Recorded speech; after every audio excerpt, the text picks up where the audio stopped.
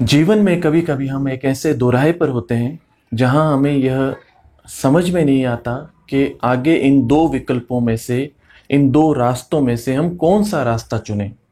कौन सा विकल्प हमारे लिए सही रहेगा, पहला सही रहेगा या दूसरा सही रहेगा। हम कंफ्यूज हो जाते हैं, हम मुश्किल में पड़ जाते हैं और हम गहन विचार करते हैं कि मैं पहले वाला रास्ता पकड़ूं या दूसरा वाला रास्ता पकड़ूं। हम जो हैं इस दुविधा की स्थिति में फिर आखिरकार विचार विमर्श करके और दूरदृष्टि से सोच के इनमें से एक विकल्प का चयन कर लेते हैं या एक रास्ते पर आगे बढ़ जाते हैं और अपनी निर्णय क्षमता का यहाँ प्रदर्शन करते हैं। तो आज की हमारी ये कविता द रोड नॉट टेकन इसी संदर्भ में है। नमस्कार विद्यार्थियों, welcome again to my channel Sandeep Jain classes. आज हम class 9th English textbook Beehive की first poem the road not taken की स्टडी करेंगे। इसकी स्टडी में हम लाइन बाय लाइन इसका हिंदी में ट्रांसलेशन समझेंगे, इसको एक्सप्लेन करेंगे, इसका सेंट्रल आइडिया क्या है, इसकी थीम क्या है, इसका मैसेज क्या है उसको समझेंगे और साथ साथ इसके इम्पोर्टेंट क्वेश्चन आंसर्स भी डील करेंगे। तो आइए हम लाइन बाय लाइन इसका हिंदी में ट्रांसलेशन समझने का प्रयत्न करते हैं। Two roads diverged in a yellow wood and sorry I could not travel both, and be one traveler long I stood, and looked down one as far as I could, to where it bent in the undergrowth.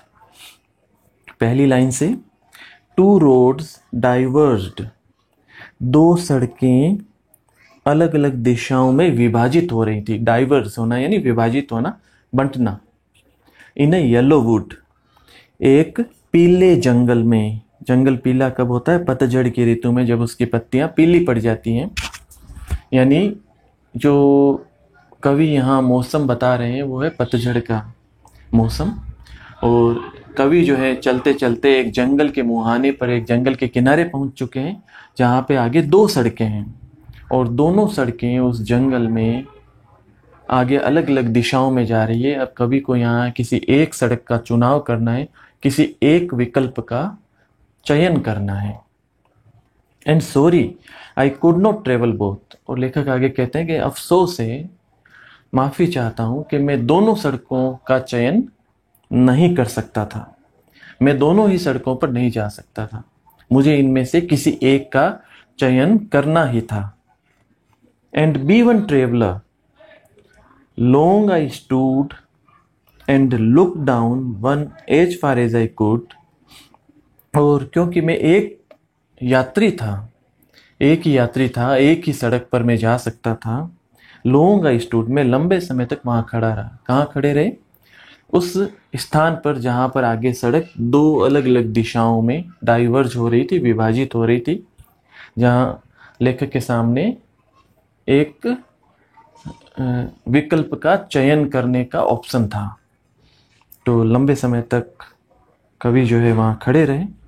And look down one as far as I could, to where it bent in the undergrowth, और एक सड़क को मैं जितनी दूर हो सकता था, जहां तक मेरी नजर जाती है वहां तक मैं उसको देखता रहा, जब तक कि वो आगे मुड़कर गहरे जंगल में झाड़ियों के अंदर छुप न गई।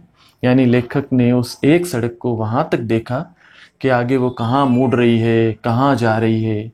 आगे उसको वो झाड़ियों में और पेड़ों की झुरमुट में नजर आनी बंद हो गई। इतनी दूर तक उन्होंने उसे देखा।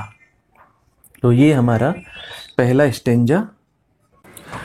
इस स्टेंजा को इस प्रकार से समझने का प्रयत्न कीजिए कि सड़कों के इन सिंबल के द्वारा, प्रतीक के द्वारा लेखक हमारे जीवन की एक साधारण अवस्था, एक साधारण अनुभव की बात कर रहे हैं। यहाँ पे कवि कहते हैं कि हर एक के जीवन में एक ऐसी स्थिति आती है, कठिन स्थिति आती है, जब उसे अनेक विकल्पों में से किसी एक विकल्प का चयन करना पड़ता है। उसके सामने अनेक रास्ते होते हैं, उनमें से किसी एक रास्ते का चयन करना होता है। ये जो रास्ते होते हैं ये अलग अलग दिशाओं में जा रहे होते हैं और हम इन सभी रास्तों का प्रयोग नहीं कर सकते हैं। तो हमें बड़े सावधानी पूर्वक तरीके से सोच विचार कर दूरदृष्टि का प्रयोग करते हुए अपने सही विकल्प जो हमारे ऊपर लागू हो प्रयास करना चाहिए कि हम सही विकल्प का चयन करें। और हो सकता है कि हम उस समय मानसिक उलझन की अवस्था में हो, लेकिन फिर भी धैर्य के साथ में हमें सही विकल्प का चयन करना होगा और उसके आधार पर ही हमारे भावी जीवन का निर्माण होगा। दूसरा स्टेंजा देखिए। Then took the other just as fair, and having perhaps the better claim, because it was grassy and wanted wear, though age for that the passing there had worn them really about the same। पहली line से then took the other, यहाँ पे कवि ने दूसरी सड़क का चुनाव कर लिया। then took the other, तब मैंने दूसरी सड़क का प्रयोग करना प्रारंभ कर दिया, दूसरे विकल्प का चयन कर लिया। लेखक ने दूसरी सड़क का चयन क्यों किया? जस्ट एज फेयर, क्योंकि यह भी उतनी ही अच्छी थी। कितनी अच्छी थी? जितनी पहली सड़क, जिसको लेखक ने पहले स्टेंजा में दूर तक देखा था और मुड़ते हुए देखा था और अंडरग्रोथ में जाते हुए यानी झाड़ियों में पेड़ों के झुरमुट में आगे लुप्त होते हुए देखा था। तो लेखक को ये दूसरी सड़क भी उतनी ही अच्छी लगी, जस्ट एज फेयर, इसलिए इसका चयन कर लिया। And having perhaps the better claim, और शायद इसका क्लेम, इसका दावा यानी इस पर चलने का जो कारण था मेरा, वो ज़्यादा उपयुक्त था। यानी इस सड़क पर मेरे जाने का, इसका प्रयोग करने का मेरा निर्णय जो था वो ज़्यादा उपयुक्त था। क्यों उपयुक्त था? Because it was grassy and wanted wear, क्योंकि इस पे घास उगी हुई थी और इस घास को कुचला जाना था। वेयर का मतलब होता है उसके ऊपर चलना, घिसना। कहने का मतलब ये है कि ये जो रास्ता था ये कम चला हुआ था, इसका लोगों ने कम प्रयोग किया था, तो इस पे थोड़ी घास उग आई थी दूसरे की तुलना में। और लेखक, कवि जो हैं वो चैलेंज एक्सेप्ट करने वाले व्यक्ति थे, वो जीवन में चैलेंज को एक्सेप्ट करते थे। तो उन्होंने एक ऐसे विकल्प का चयन किया जो दूसरे लोगों ने कम किया था। उन्होंने एक ऐसी सड़क का प्रयोग किया जिसका प्रयोग अन्य लोगों ने कम किया था। तो उन्होंने मन बना लिया कि इस रास्ते पे कम लोग चले हैं, इस पे घास है और इस पे मेरा क्लेम बनता है, तो उन्होंने उस सड़क का चयन किया। दो यद्यपि as for that the passing there had worn them really about the same. Worn का मतलब होता है कि घिस गया या प्रयोग किया गया। यद्यपि लेखक को ऐसा लगता था कि दोनों सड़कों का ही प्रयोग किया गया था, दोनों ही सड़कों का यूज किया गया था, लेकिन लेखक को ये सड़क कम प्रयुक्त की गई लगी थी और उसको लगा कि इस पे थोड़ी घास है, इसको लोग कम प्रयुक्त करते हैं, तो इस पे जाना चाहिए, इसलिए उन्होंने उसका चयन किया। And both that morning equally lay in leaves no step had trodden black, oh I kept the first for another day, yet knowing how way leads on to way, I doubted if I should ever come back. तीसरा stanza, पहली line देखिए। And both that morning equally lay, और दोनों सड़कें उस प्रातःकाल का समय था,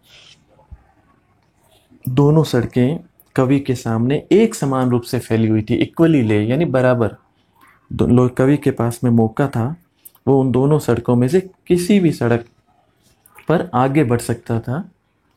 तो इसीलिए कवि कहते हैं कि both that morning equally lay in leaves no step had trodden black, और उस सुबह पत्तों को किसी पैर ने रोंद कर काला नहीं किया था।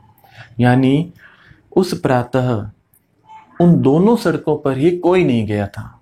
हो सकता है पहले जो है दोनों सड़कों का प्रयोग किया गया हो, लेकिन जब लेखक उस स्थान पर पहुंचे, उस दोराहे पर, तो उस प्रातः वहाँ से कोई भी नहीं गुजरा था, किसी ने भी वहाँ पड़ी हुई पत्तियों को कुचलकर काला नहीं किया था।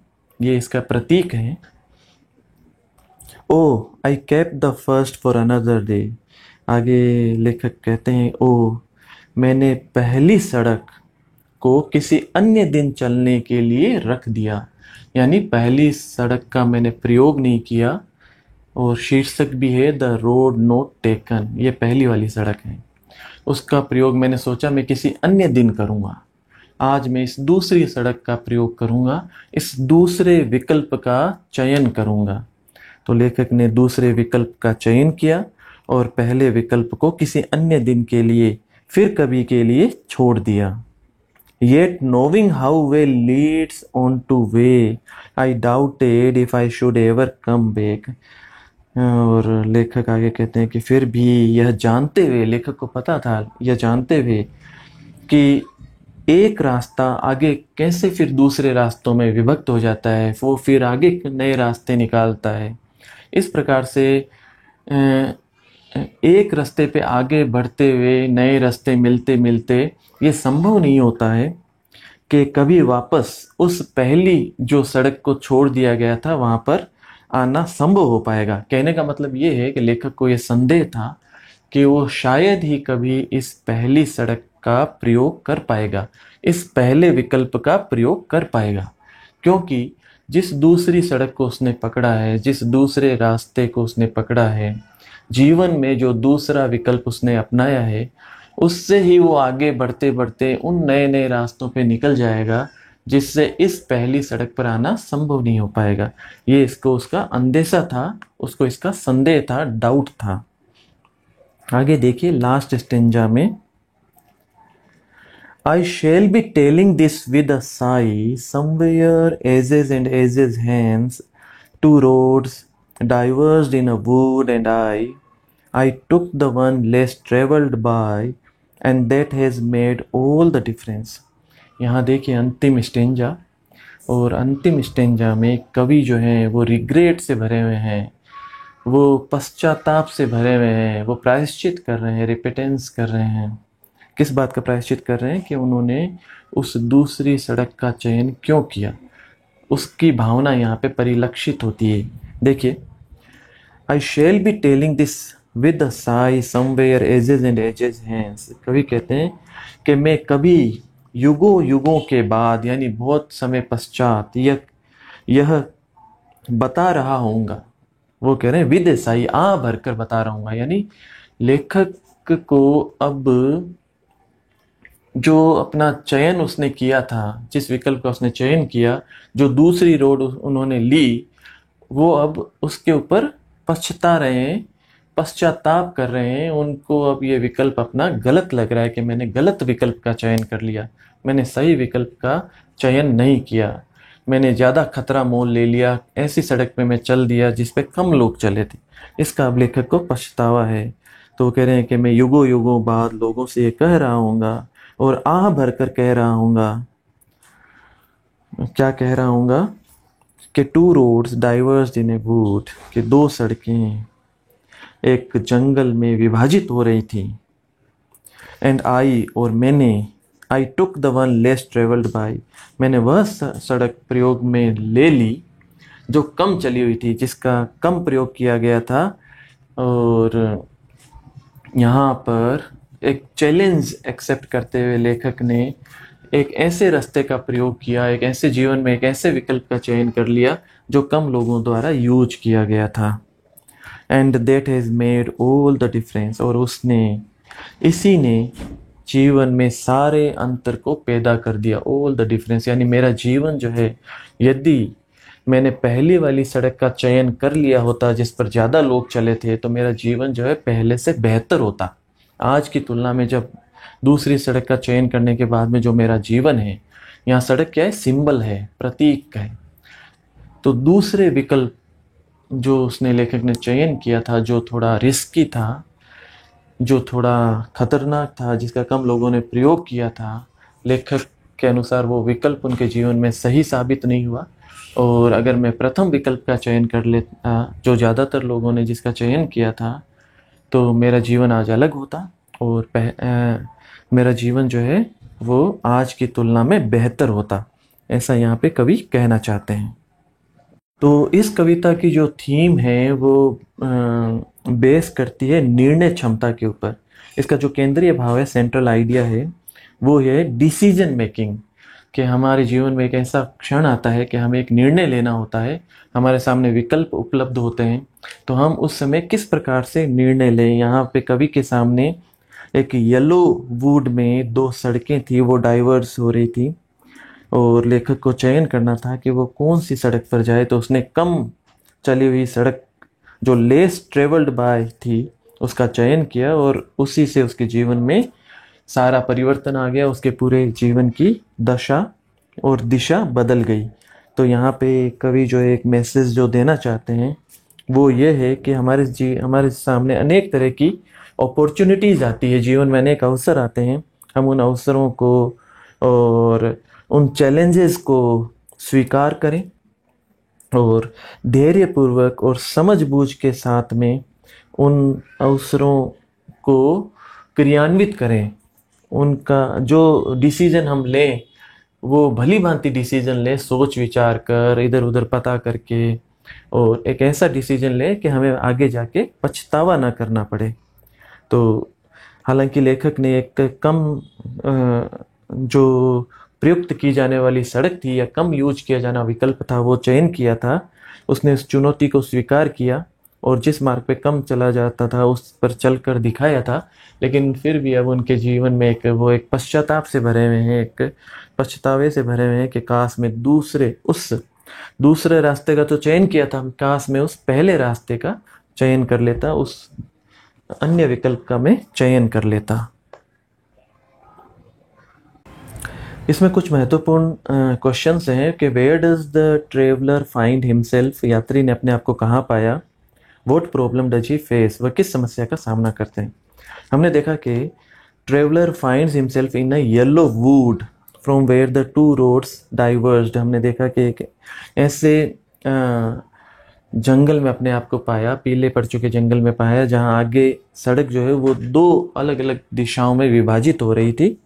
आगे दोराहा था और उसके सामने समस्या ये थी कि आगे निर्णय लेने की उसके सामने समस्या थी डिसीजन मेकिंग की कि मैं कौन सी सड़क पर जाऊं, कौन से विकल्प का चयन करूं। He is suppose to choose the road for travelling further, आगे बढ़ने के लिए उसे उन दोनों रोड में से किसी एक रोड का चयन करना था। एक क्वेश्चन जो यहाँ पे बनता है कि what do you think the last two lines of the poem mean. तो अंतिम जो दो पंक्तियां थी उसका क्या अर्थ यहाँ पे निकल के आता है। हमने देखा कि कवि ने वह सड़क चूज की जो लेस ट्रेवल्ड बाय थी, जिस पर कम लोग चले थे, और इसी ने उसके जीवन में सारी जो डिफरेंसेस थी, सारा अंतर था वो पैदा कर दिया। It made all the differences in his life.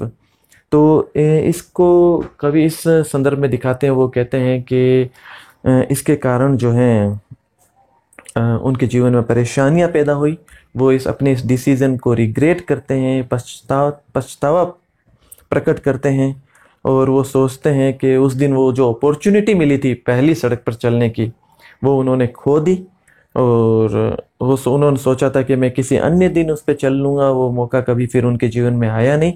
He thinks perhaps his life would have been happier if he had taken the road more traveled by। वो सोच रहे थे कि अगर उन्होंने ज़्यादा लोगों द्वारा चली गई ज़्यादा लोगों द्वारा प्रयोग की गई सड़क पर चलने का डिसीजन लिया होता तो उनका जीवन ज़्यादा आसान होता, ज़्यादा प्रसन्न होता, ज़्यादा खुशनुमा होता।